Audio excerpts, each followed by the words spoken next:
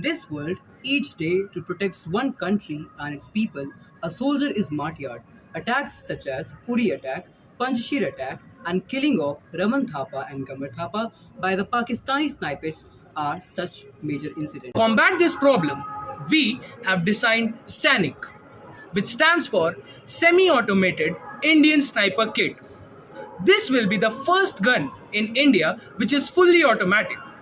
The gun comprises of mainly four parts: the SFM or the self-firing mechanism, the SRM or the self-reloading mechanism, the ADS, the auto-destructive system, and the OES, the only enemy shooting system. Our kit consists of protective vest, helmet with spy camera, our semi-automatic gun SANIK, which will provide safeguard to our army people. SANIK is a project which accomplishes AI with weapon designing in a new way, making India to be the first country using AI in gun and weapon designing.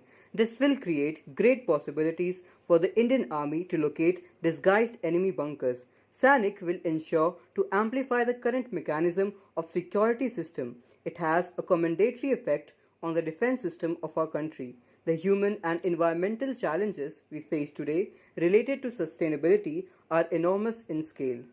SANIK will be the first gun in India which will be fully automated.